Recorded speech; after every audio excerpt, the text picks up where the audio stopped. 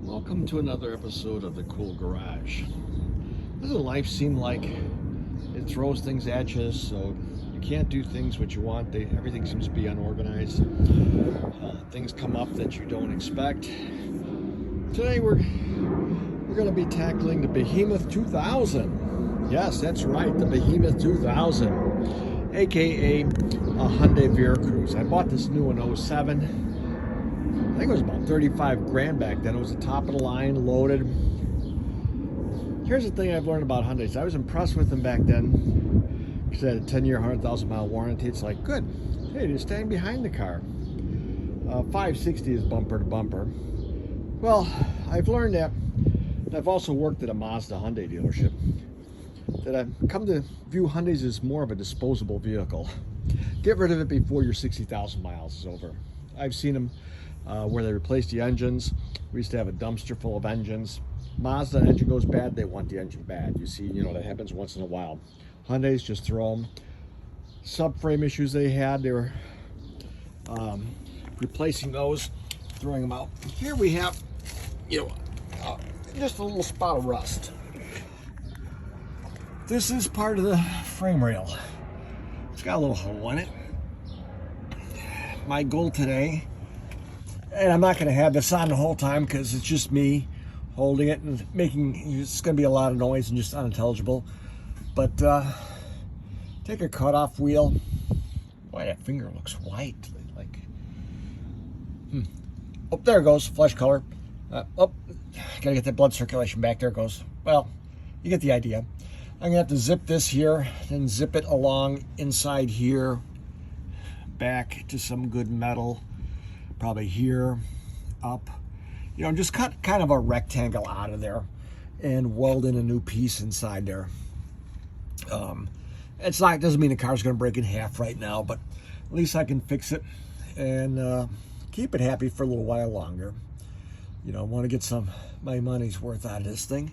The other thing I have that I'm going to have to tackle is catalytic converter. I hate those things.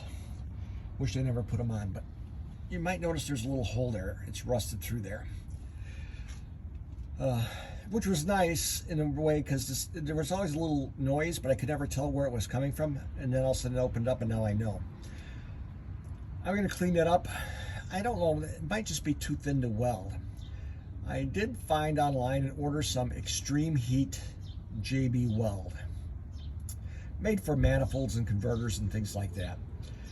The plus side is it can take the temperature and heat of it.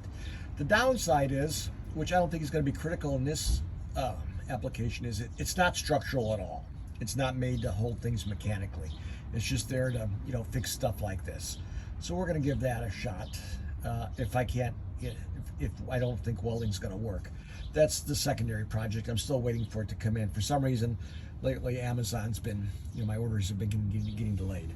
First one I want to do is get this part. It's amazing how the metal's nice and shiny inside. And the irony is, if you look at the other side, nothing. And that's the side I think you'd expect it most likely to rust at, because that's the passenger side. That's the side by the curb and all the slush and crap that you drive through.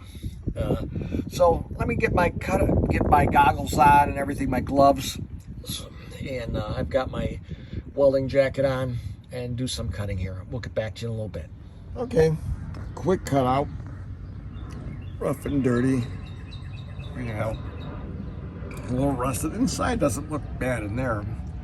Now the metal, I'm trying to determine, I guess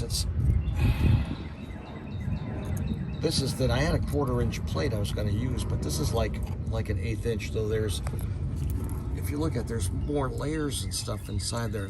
It's like they did a multi-layer type deal here. Let's see what I have that I could probably get to fit there. I got to clean that up a lot before I can make it work. But that's just getting out the big piece. Let's see if I can show you if I can get out.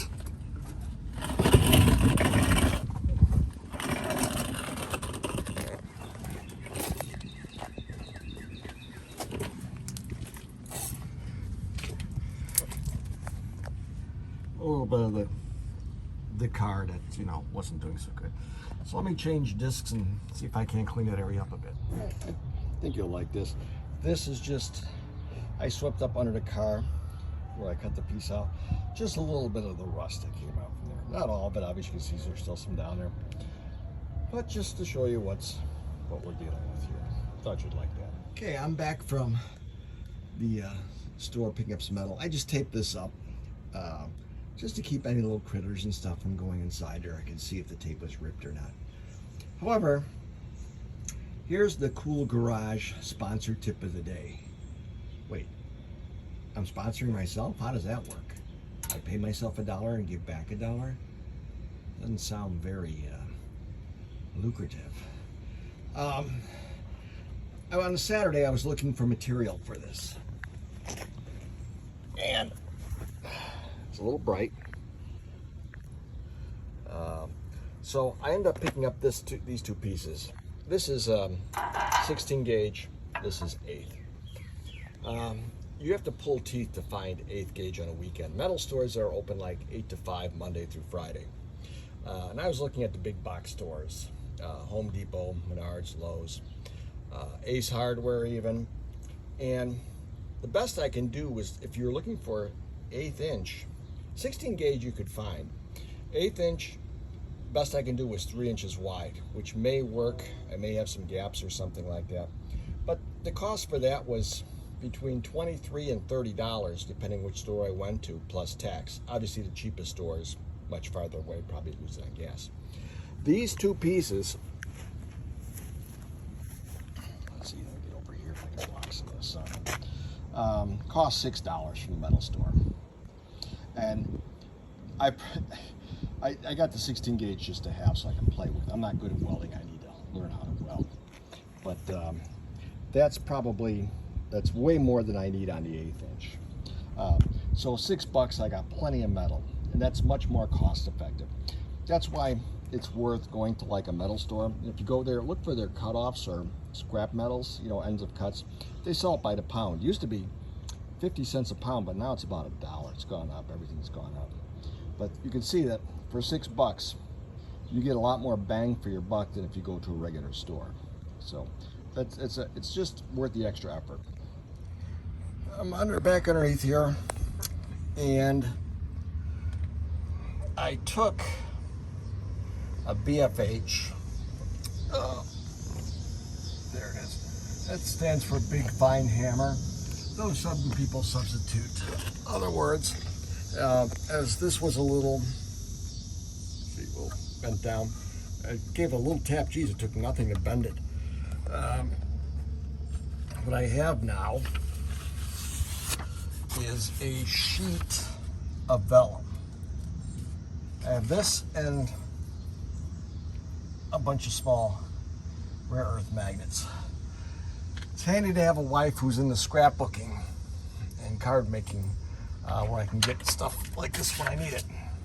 I'm gonna put this on, use the magnets to hold it, and I'm gonna try the dirty finger technique. Get some dirt on my finger and try to rub an etching on it so that I can take it, cut it out, use it as a template, lay it over a piece of metal, and cut the metal to get it a better fit there. So, if you know anybody's interested in scrapbooking, you're welcome to visit my wife's website. It's the number 4 hyphen and then evermemories, one word, .com. She doesn't really have projects and stuff on there per se, but she's got a link to the store.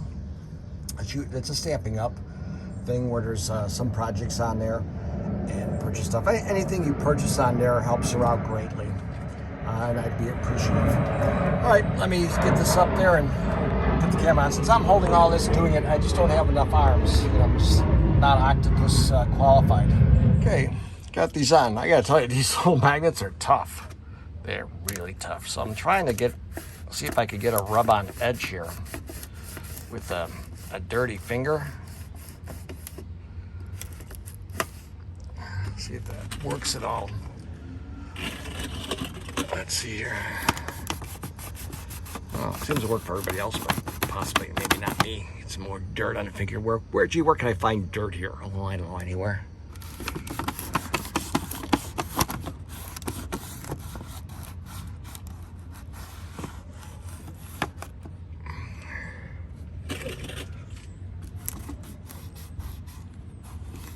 I need something nice and dirty. You know, when you want dirt, you just can't find quality dirt. I'm telling you. Normally your hands get nice and dirty. Working on stuff, rub here.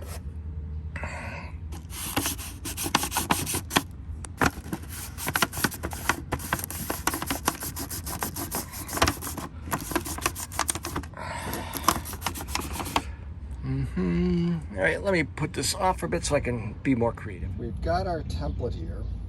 Now, rule of thumb, dirt, good. Grease, bad.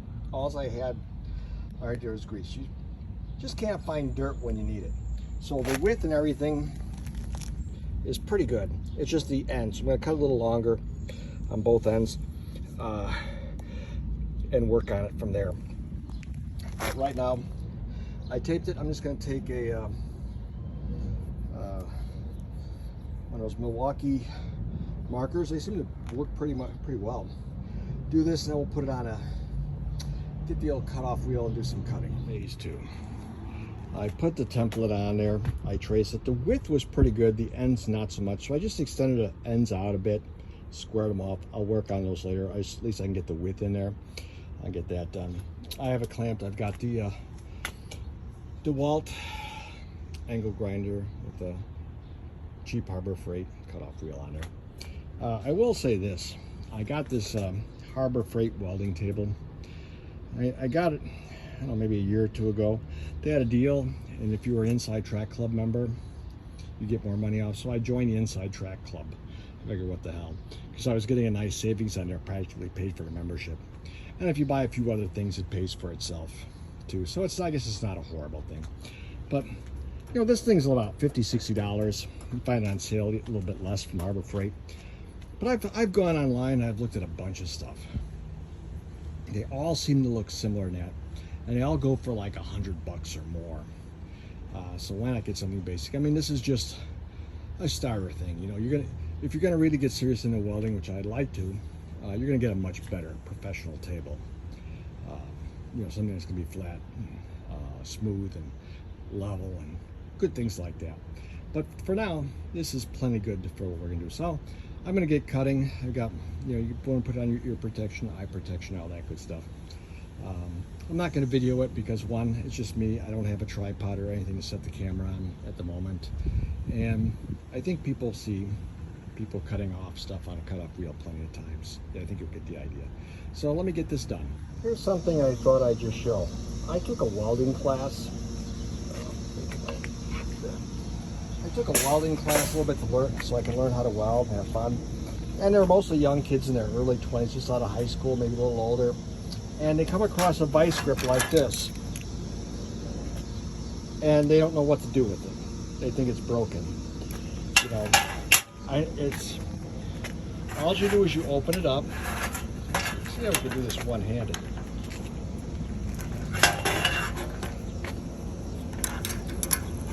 And get this. We've got other body parts I guess we could use to hold this, and just get this. You can watch somebody really struggle into that slot, and voila, functions again. So occasionally they just pop out of there, and that's all you got to do. But I was surprised at how many people didn't know that, so I'm just throwing that in. I've got the piece cut out. This is where I could use some of those little round Eastwood stitch weld magnets. Obviously, the regular shape. These things aren't really the best to put in. There's a little gap.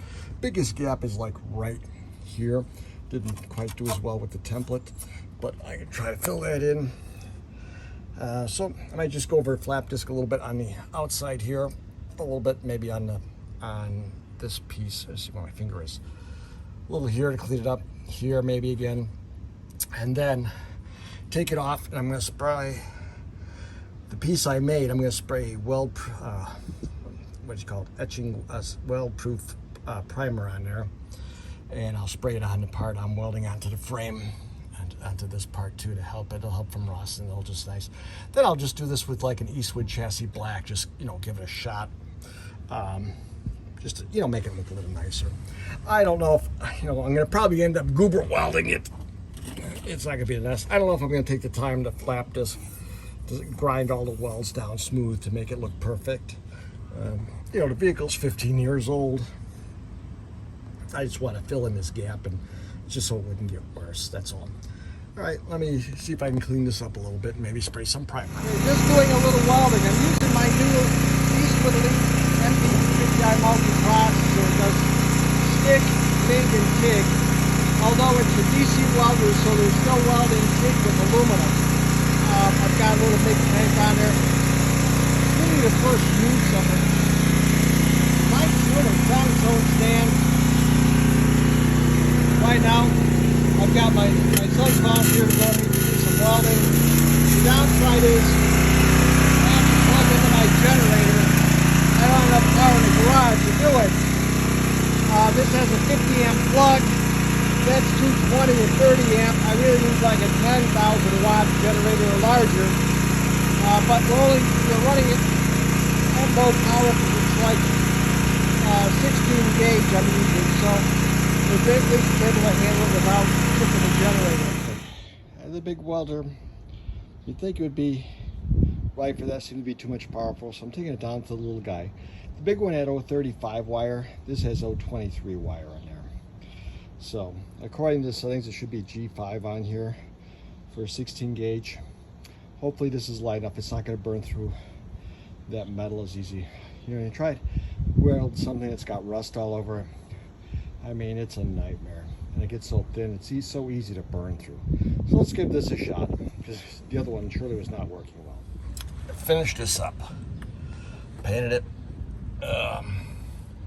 It's actually not looking that pretty. I mean, I've got new metal here. The metal around it, I ended up using 16 gauge as a patch, but this surrounding metal around there was so bad, and so much rust, I could not get a nice weld there. Now, I am not a professional welder by any means. I took a welding class and I'm trying to learn here and there. But it was just doing burn through after burn through after burn through. So what I was able to do is get a bunch of tack welds, spot welds, like all around in various places. You know, pretty good around there. Just not able to do a continuous weld. So I did the right thing. Got myself some JB Weld epoxy and covered a whole seam around there. My experience with JB Weld epoxy has been pretty good in the past. I used it probably, God, 1,000 years ago, probably back in the late 70s for something, and a little bit got on the driveway, and the cotter pin got in there. And I think 30, 40 years later, it's still there. So anyway, this is better than what it was, you know, and I painted it with Eastwood chassis black to cover it. I drilled and tapped the hole in here to put the one bracket back on, and for the most part it's done. I mean, the car is 15 years old. If you look, you can see rust, you know, is prevalent. I did have a hole over here in the get over here in the converter. I tried to give it spot weld. Naturally it was rusted. It would just make the hole bigger. So what I ended up doing is I found some extreme heat, extreme temperature JB weld. It comes in a little container. You mix it up, you put it on there, and I just slathered the heck out of it. Actually, I used it twice because, you know, when you're putting it on, obviously you're going to miss an area, so I just bought another container and slapped it around there. And though I haven't really given a big test, it is noticeably quieter. The leak here seems to be plugged. You know, converters are stupid expensive. You know, you go to Hyundai, they want about $1,200. You know, you can find them some places maybe for $400, but the car is 15 years old. To make this car really, really right, it needs this front pipe replaced. I did put a little something in the front. There's leaking on the flex joints. They use like these, so you can see flexible joints in there, which go bad. If you go to Hyundai, it's $800 for the pipe. You can find it online for about $170, $180, but of course nobody's got it in stock. The other thing this car really needs to make it right would be new rear springs, because the tires are canted in, they wear on the inside. I've been looking at them. They could use new rear springs. That's a project for another day if I decide to tackle it. But anyway, this thing's complete. Whether it's right, whether it helps you or not, you know, I don't know. Hopefully it does. You know, I'm not a professional at this. I'm just doing it obviously on my back in a garage. And by the way, welding this like this, you can see that, you know, it's like not very high up off the ground, is the biggest pain in the butt. You know, I always say overhead welding is difficult. Well, welding in a tighter place like this is even worse. One other tip I wanted to give is, I got this because I needed a metric tap and die set from Harbor Freight. Primarily to use it for 3D printing for plastics. I did use it here, it did work, but I gotta tell you, it's the tap handle comes loose all the time. You know, I don't think it's anywhere near a quality set. For plastic, it's fine. I think it's probably pretty decent. For here, it got me by. Anyway, that completes this video. I hope, you know, maybe you got something out of it, or maybe learned what not to do, or maybe figure just dump the car and not even worry about it.